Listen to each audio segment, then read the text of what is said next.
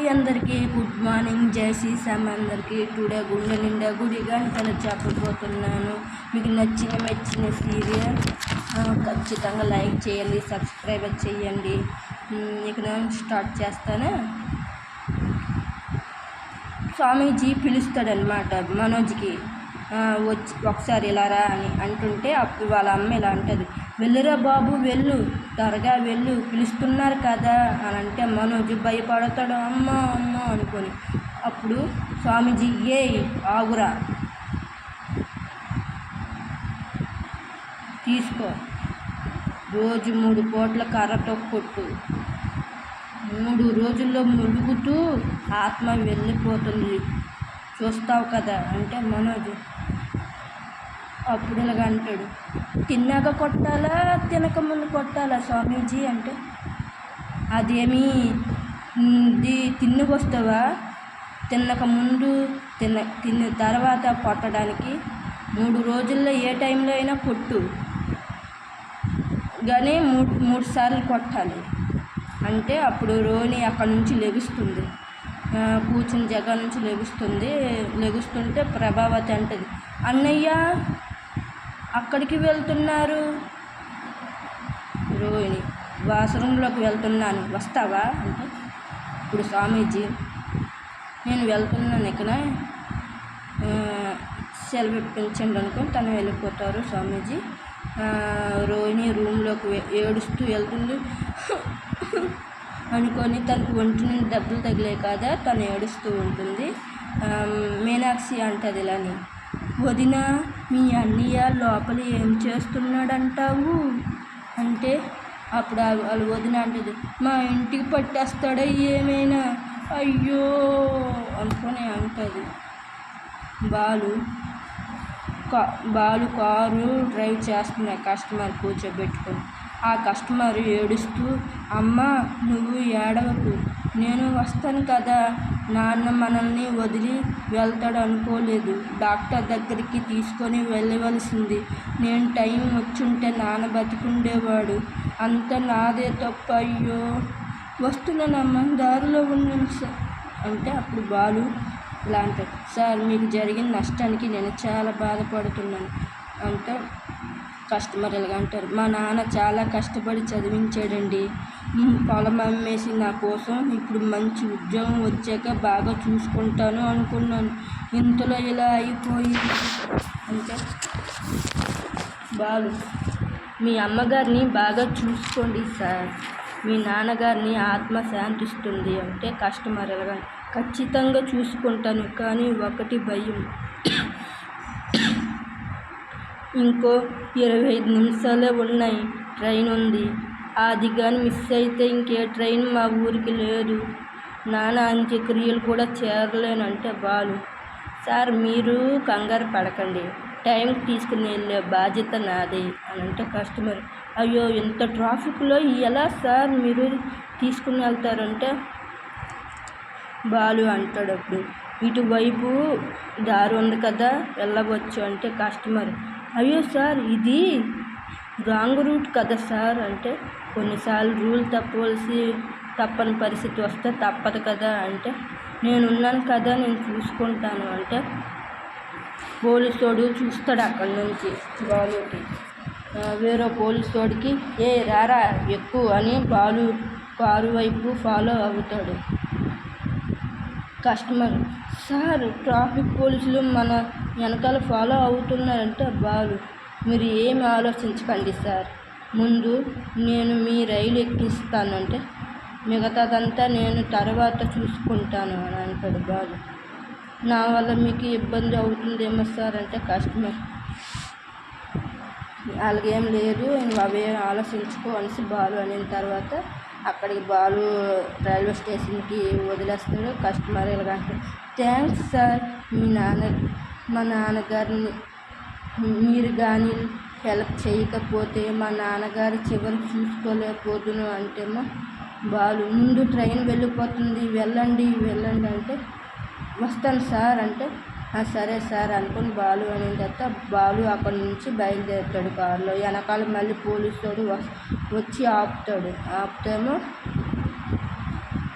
అప్పుడు బాలు అంటాడు, ఏమైంది సార్ అంటేమో, రాంగ్ రూట్లో వెళ్ళి ఏమైందని అడుగుతావా అంటే, పాపం వాళ్ళ నాన్న చివరి చూపు చూసుకోలేదు అంటే వెంటనే తీసుకుని వెళ్ళి ట్రైన్ ఎక్కించాను సార్ అంటే, అందుకే సార్ అంటే, అందుకే అయితే రూల్స్ని ఇష్టం వచ్చినట్లు మార్చేస్తావా? మరి మేమెందుకు నిలబడ్డాం? మా యూనిఫామ్ సరదాగా వేసుకున్నామా? అయినా నువ్వు సమాజ సేవకుడివా లేకపోతే సైనికుడివా అంటే, బాలు బాధ్యత గల పౌరుని కానీ కావాలి అని చేయలేదు సార్. అంత అవసరం అంటే అర్థం చేసుకోలేరేంటి మీరు అంటే,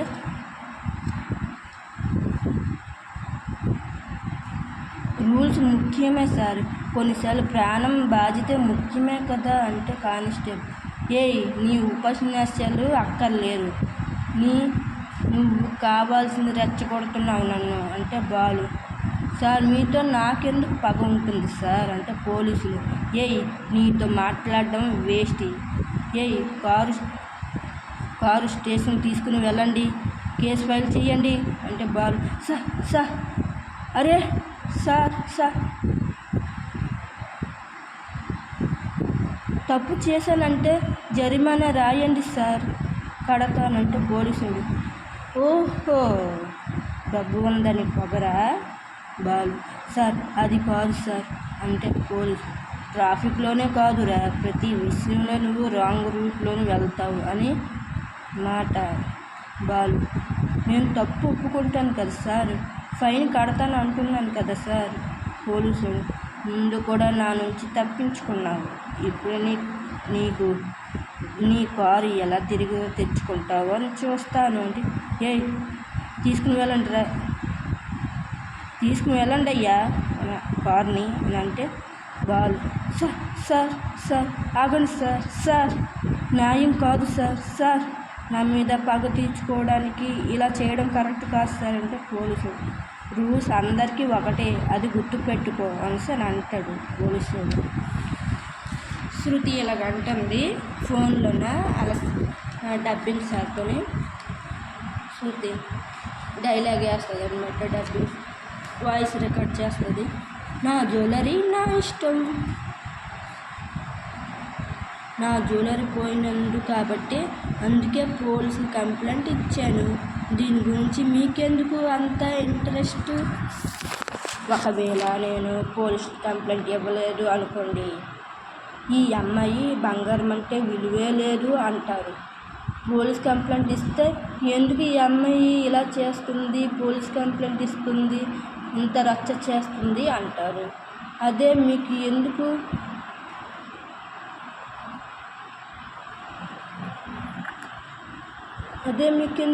అనుకున్నాను. కానీ అప్పుడు వాళ్ళు సార్ ఫోన్ చేస్తారు, హలో సౌండ్ ఇంజనీర్ గారు వాయిస్ చెక్ చేసుకోండి అనేసి శృతి అంటుంది. అప్పుడే రవి ఎంటర్ అవుతాడు.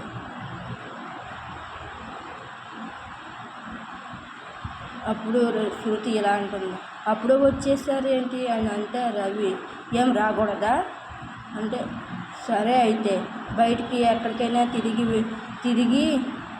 తిరిగేసి వస్తా అంటే, శృతి ఆవు నేను మామూలుగా అడిగాను, ఎందుకు అంత ఫీల్ అవుతున్నావు అంటే, రవి నేను త్వరగా వేస్తే నీకు నచ్చలేదు కదా, అందుకే అనుకున్నాను అంటే, శృతి అలా ఎందుకు అనుకున్నావు, ఏమైంది చెప్పు చెఫ్ గారు, ఇంత వైలెంట్గా ఉన్నారు ఉదయాన్నే, నేను నీతో ఆట పట్టించా అని కోపం వచ్చిందా అంటే, రవి నాకు ఎందుకు కోపం వస్తుంది, మీరు గొప్పవారు, మీరు ఏమైనా చేయవచ్చు, నాతో ఎలా అయినా ఆడుకోవచ్చు.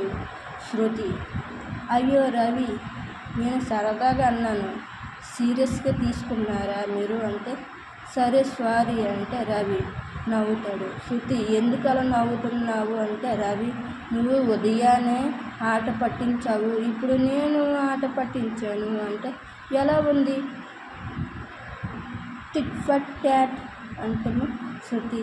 అంటే నన్ను ఏడిపించాలని అనుకున్నావా రవి? శృతి అంటుంది. నన్ను ఏడిపించాలనుకుంటున్నావంటే రవి కొంచెం అంటే శృతి చాలా దారుణం. నేను ఇంత ఫీల్ అయ్యానా తెలుసా రవి? ఇంత చిన్న విషయానికి ఫీల్ అయిపోయావా శృతి? నాతో ఏం మాట్లాడొద్దు రవి అంటే అవునా అనుకొని కెతకెతలు పెడతారు. శృతి రవి ఆగు ఆగు చాలు చాలు చాలు ఆపు అనేసానంటే రవి అవునా అనేసి అంటాడు. శృతి ఇంకోసారి నేను సరదాగా ఆట పట్టించనులే అంటే రవి అది జరగదు. నువ్వు పుట్టిందే నన్ను టార్చర్ పెట్టడానికి కదా అంటే శృతి. రవి మనం పెళ్ళి ఎలా అయినా సరిగ్గా చేసుకోలేదు కదా, కనీసం మనం ఫస్ట్ యానివర్సరీ డే బాగా చేసుకుంటామా అంటే రవి బాగా అంటే ఎలాగా శృతి? మీ అన్నయ్య మనోజ్ వాళ్ళు చేసుకున్నారు కదా అలాగా అంటే రవి టూ మచ్ శృతి. అంటే వాళ్ళు చాలా ఖర్చు పెట్టారు అంటే యానివర్సరీ డే ఖర్చు చేయవంటావా అంటే రవి నేను అలా అనలేదు. చేద్దాం, ఏం చెయ్యాలో ఒక క్లారిటీ ఉండాలి. అసలు ఎలా చేసుకోవాలో అనుకున్నావు అంటే శృతి అందమైన చందమామ ఆకాశంలో ఉండాలి, తన చుట్టూ మిలమిల మెరిసే నక్షత్రం ఉండాలి, కింద వెన్నుల్లో మనిద్దరం పక్కన నిలబడి కేక్ కట్ చేయాలి అంటే ఆకాశం నుంచి చిన్న చిన్న జల్లు కురిచే వాన కురవాలి, అది ఆకాశం నుంచి పడే అక్షంతలా అనిపించాలి రవి. అసలు ఈ వారం మూన్ ఫుల్గా వచ్చే అవకాశం లేదు కదంటే శృతి. సరే కనీసం ఆశైనా పడే అవకాశం కూడా లేదా నాకు?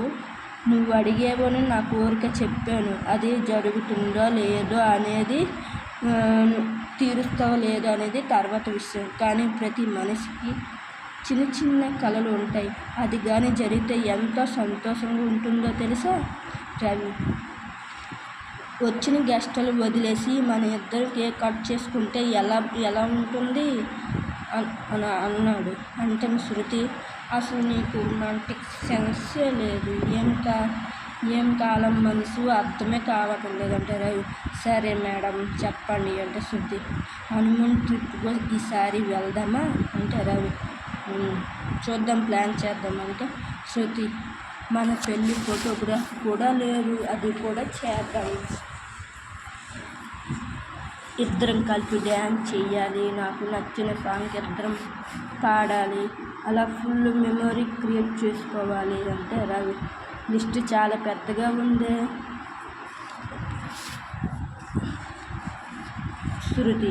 నీ కోరికలు నెరవేర్చడానికి నీకేం కోరికలే లేవా అని అంటది శృతి. ఎందుకు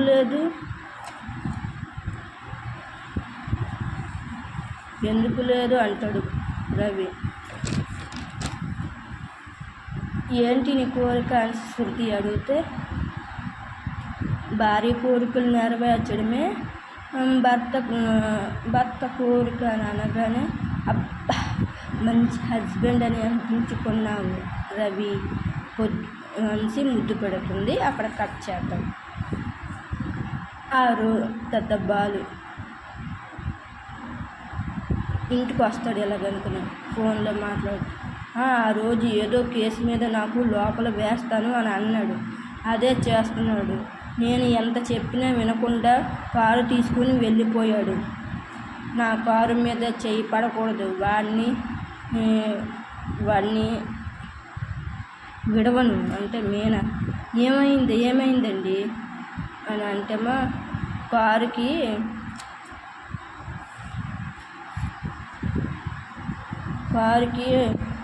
బాగాలేదు. అప్పుడు ట్రాఫిక్ పోలీసులు అరుణ ఉన్నాడు కదా, వాడే తీసుకుని వెళ్ళిపోయాడంటే నాకు అర్థమైంది మీనా, అది డ్యూటీలో ఉండి చేయడం కాదు, నా మీద ఉన్న పగ మీద ఇదంతా చేస్తున్నాడు అని అంటేమో నువ్వు నాకు ఇచ్చిన బహుమతి మీనా అది. దాని మీద కానీ చిన్న గీత కూడా పడినా నేను తట్టుకోలేను. అలాంటిది స్టేషన్ తీసుకుని వెళ్తాడా? చెబుతాను వాడి సంగతి. సరే, ఒక మనిషి సహాయం చేయడం తప్పు మీనా, తప్పు కాదు, కానీ బళ్ళు వచ్చే దారిలో ఎదురుగా వెళ్ళడం కాదు. అందుకే వాళ్ళు ఆపి ఉంటారు. వాళ్ళు కూడా ట్రాఫిక్ రూల్స్ ఉంటాయండి అంటే బాలు. మరి ఏం చెయ్యాలి అంటావు? రైలు వెళ్ళిపోతే అతనికి వాళ్ళ నాన్న చివరి చూపు కూడా దొరకదు. అందుకే నేను అలా వెళ్ళవలసి వచ్చింది మీనా అంటే. మీనా, మీరు చేసిన తప్పే కదండి అంటే. కానీ కోపంతో పెద్ద సమస్య చేసుకోవద్దు అంటున్నాను అంటే బాలు. ఈ పూల గంట కోపం తెప్పించుకో.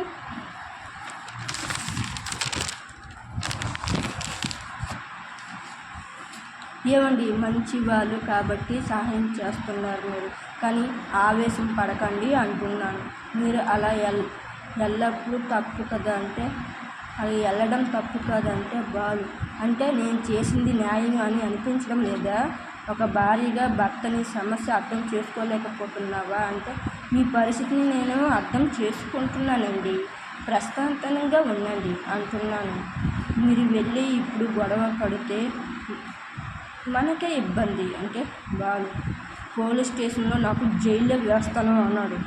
అది నీకు బాధగా అనిపించడం లేదా?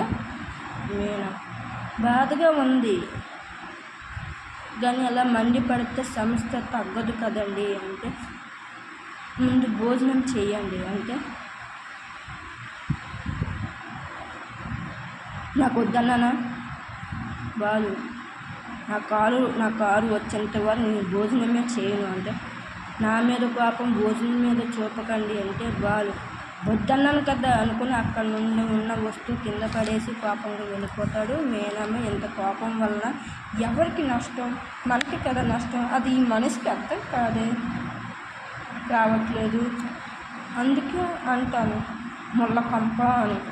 నిజంగా ఈ మనిషికి ముళ్ళకంప అనేసి పేరు పెట్టింది కరెక్ట్, సరిపోయింది. ఇచ్చి కస్టమర్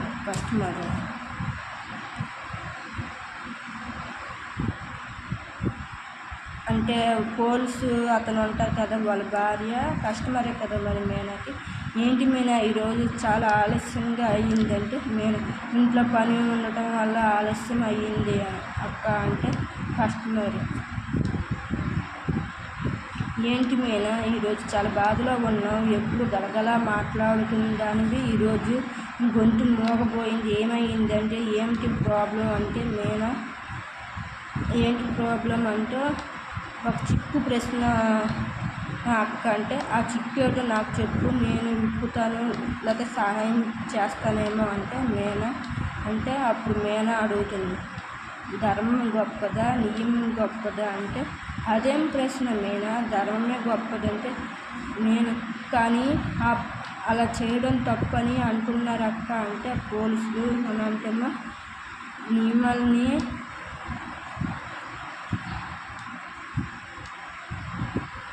తప్పు అంటున్నారు అక్క అంటే. అప్పుడు అంటది, శ్రీకృష్ణ కృష్ణుడే అన్నాడు, ఒకవేళ తప్పు చేయవలసి వస్తే ధర్మం కోసం చేసిన తప్పు లేదు అని సరే అంటేమో. అదే తప్పు అని పోలీసు వాళ్ళు అంటున్నారు అక్క అంటేమో. మిమ్మల్ని అక్క అని పిలుస్తున్నానని చనువుగా అడుగుతాను, మీరు ఏదైనా సాయం చేస్తారంటే. ఆయన ఇలాంటివి రికమెండేషన్కి ఇష్టపడరు, కానీ ట్రై చేస్తాను, కానీ నువ్వు అక్క అని పిలిచావు కదా, తప్పక సాయం చేస్తాను అంటాను. థ్యాంక్స్ అక్క, ఈ జన్మలో మీ రుణం తీర్చుకోలేనంటే వచ్చే జన్మలో నా చెల్లిగా పుట్టి తీర్చుకుందులే కానీ అంటే. సరే అక్క, వస్తాను అనుకుని బాయ్ అని చెప్పి అక్కడికి వెళ్ళిపోద్ది. రూమ్లో మనోజు అటు ఇటు తిరుగుతూ ఉంటాడు. రోని పడుకొని ఉంటుంది. స్వామికి చెప్పింది గుర్తు తెచ్చుకుంటాడు. తెచ్చుకున్న తర్వాత కొట్టాలా ఆగాల, నిద్ర పోయేటప్పుడు కొట్టడం పాపం కదా. అలా నిద్ర లేపితే కర్రతో కొట్టిన పాపమే కదా. ఏది పాపం ఏది పుణ్యం ఏటో అర్థం కావట్లేదు. ఆత్మ ఉందా అని తిరిగి కొడితే అమ్మో నాకు ధైర్యం సరిపోవడం లేదు. అమ్మనే అడుగుతాను. పాపమైన పుణ్యమైన అమ్మకే తగులుతుంది. ప్రభావతికి ఫోన్ చేస్తాడు. ఏంట్రా అంటే ప్రభావతి దగ్గరికి వెళ్తాడు. కిందకి వెళ్తుంటే ప్రభావతిల మీద అని అంటుంది. అప్పుడు ఏంటిరా అంటే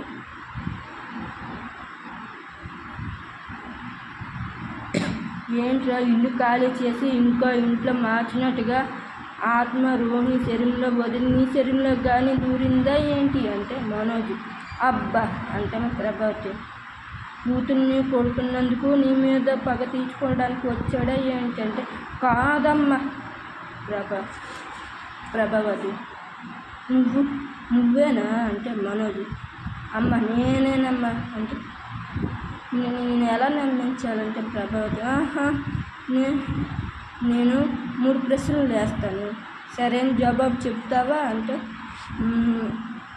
మా అమ్మ ఆత్మ నీ మీద లేదని అప్పుడు నా కొడుక్క నిన్ను అంగీకరిస్తాను అని అంటామా. సరే అడుగు అంటే ప్రభావతి నువ్వు ఎన్ని లక్షలు మింగావు అంటే 40 లక్షలు మింగాను. నీ ఉద్యోగం పోయేటప్పుడు ఎక్కడ పడుకున్నావు అంటే మనోజ్ కోపంతో పోర్కులో పడుకున్నాను బాబా. అప్పుడు ఏమి కొనుక్కొని తిన్నావు అంటే మనోజ్ పల్లీలు కొనుక్కొని తిన్నాను. ప్రభావతి దేని ముందు కూర్చొని అడుక్కొని తిన్నావు అని అంటేమో గుడి ముందు అడుక్కొని తిన్నాను అని అంటే అమ్మయ్య నీ మీద ఆత్మ చేరడం లేదురా, మళ్ళీ కర్ర పట్టుకోవచ్చు అని అంటేమో మరి కర్ర ఎందుకురా పట్టుకున్నా అంటే మనోజ్ ఇది పట్టుకొని ఎందుకు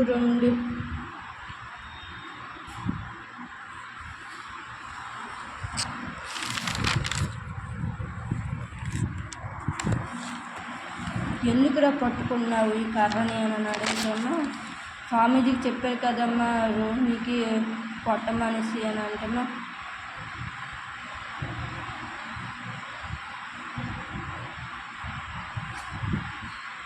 స్వామీజీ చెప్పినట్లు రోహిణి కర్రతో కొట్టాలి, నిద్రలో ఉన్న కొట్టాలి, నిద్ర లేపు కొట్టాలా అని అర్థం కావట్లేదంటే స్వామీజీ చెప్పింది ఏమి అర్థమయ్యిందంటే మనోజ్ మర్చిపోయాను, అసలు నిన్ను కొట్టాలిరా మతి మనోజ్గా అంటే అమ్మ చాలు పెట్టిన పేరు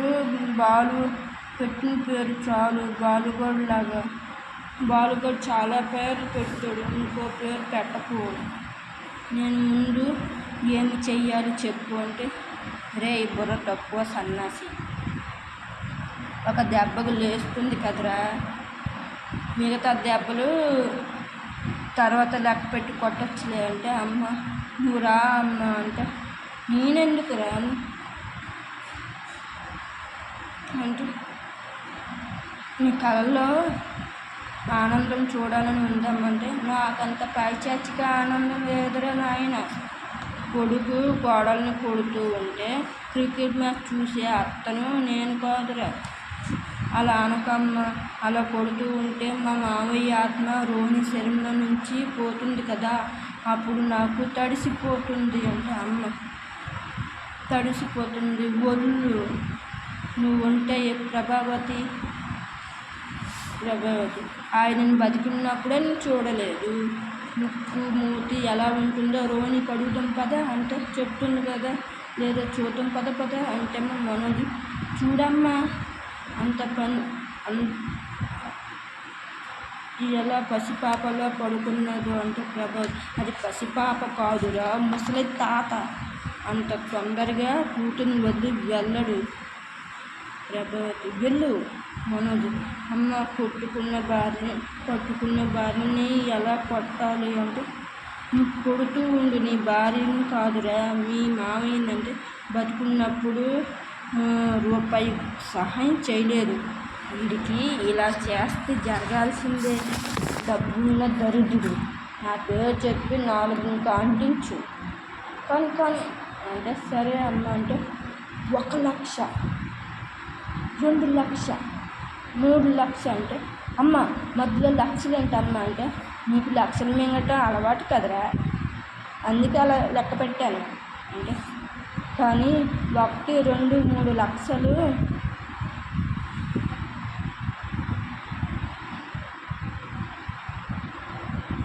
అప్పుడు 1, 2, 3 లక్షలు అని మనోజ్ కొడతాడు.